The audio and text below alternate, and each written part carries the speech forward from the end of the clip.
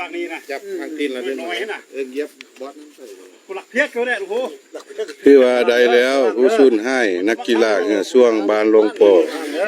พวกเฮาคือว่าใดอยู่บ้านหัวแกงน้อยว่าบ้านนี่หวังหัวแกงหวังหัวแกงน้อยเดี๋ยวนี้กำลังเพิ่นจะผู้ภัยเพิ่นจะเอาเข้าไปบ้านเนาะ5พี่5น้อง5ลูก5เตาเพิ่น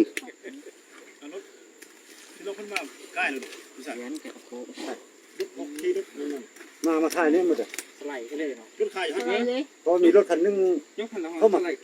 ติดอยู่หั่นแล้วก็ที่ว่ามันไปบ่ได้โอ้ยับบ่น้ำแต่มันเป็นการเปลี่ยนในกู้ภัยของเฮาก็คน2-3วันแล้วก็มาพบมื้อนี้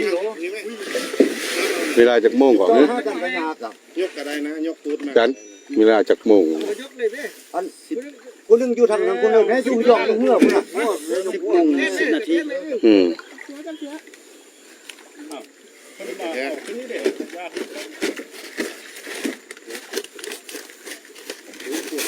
โอเค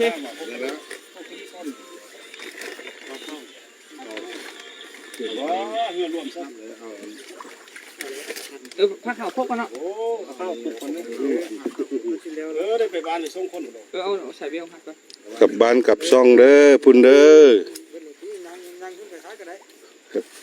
พี่น้องมองท่าแท้ว่าซอกซ่องมือ3มือหรออยู่ทางขึ้นเมื่อกี้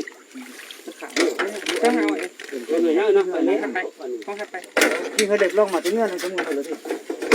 ยังเพิ่งขายอยู่รถในกู้ภัยเพิ่นกำลังบัดตามเบียกหน้าที่เพิ่นเนาะ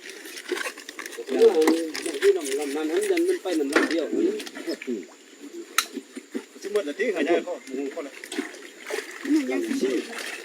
เราลงมัดเอาอะไรนะ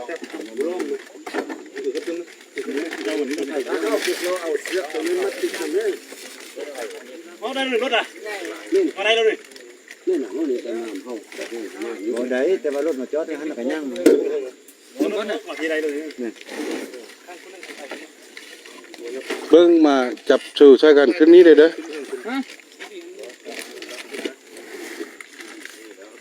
ยืนขึ้นนี้นะมันขึ้นแล้ว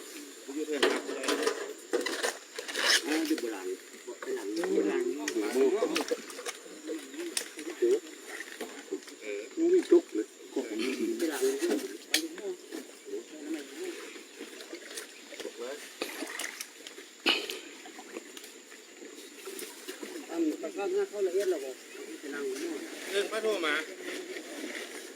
เราเป็นลายของม้อนประท่านของประท่านเขาจะทุ่งมาบวกนั่นน่ะปีนเลยนี่ปีนง่ายเหรอไปหัวข้างปีนง่ายเหรอบ่ได้เห็นมันเลยง่ายไปเราเสือไปหัวเราไปหัวข้างไปล้างไม่ดีกว่าเราจึงเข้าไปเงินห้ามคือไปดีก็ได้ไปทางง่ายบ่ห้ามง่ายขึ้นเลยง่ายขึ้น ง่ายแล้วง่ายเหรอง่ายเอามาไหมมาให้น้องลงมาข้างซอยเดี๋ยวไว้ห้าคนเยอะไปหมดห้านไปล้างหมดห้านก่อนน่ะไปนะเดี๋ยวไปคนนี้ใส่เบี้ยก่อนใส่เบี้ยก่อนใส่เบี้ยมาหนึ่งอันทีมงานก็อยู่นี่หมดแล้วอันในกูไทยน่ะแต่ว่าเป็นว่าสร้างวันน่ะสร้างวันเอาไปหม้อห้านไปล้างก่อนน่ะมาบ้านเครื่องนี่เด็กเครื่องอันนี้เมื่อแล้วก็มอบพันห้านข้างง่ายไปมอบให้เจ้าอยู่คนอยู่ชุดท้ายอยู่เอาเมื่อแล้วก็เมื่อ5 คนเอาจุดซึมของเจ้านี่มาพี่น้องมายกช่วยกันเด้อพี่น้องเอ้ยมาลงมาตีที่น้องมาห้ามเลย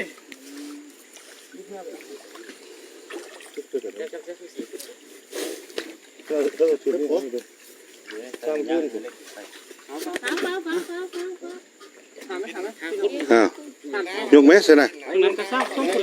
จีนขึ้นมาเลยทางจีนนะปีนหน้าออกมาเลยทางจีนทางหัวนี่นะจีนไปก่อนดิ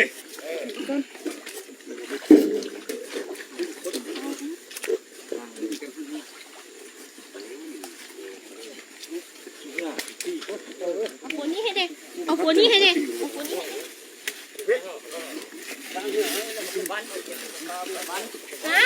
กือบมาให้เด้อเอาเกือบมาให้ได้เด้อ เกือบ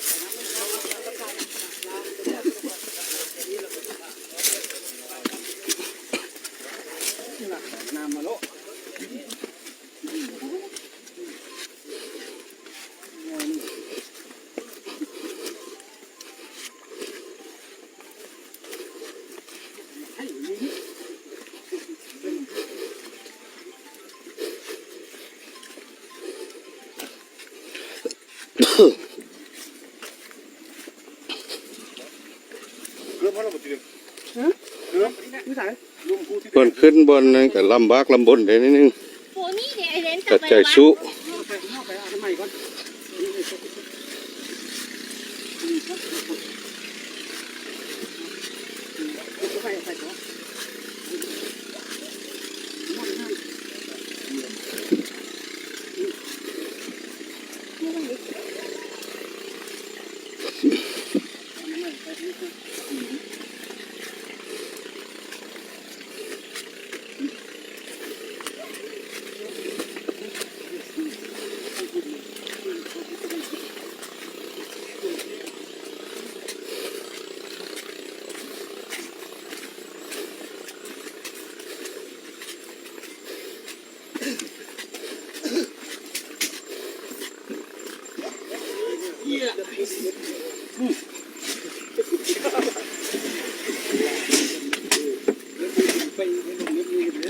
ไอ้บ้านไปซ่องมาเนี่ย เอาไป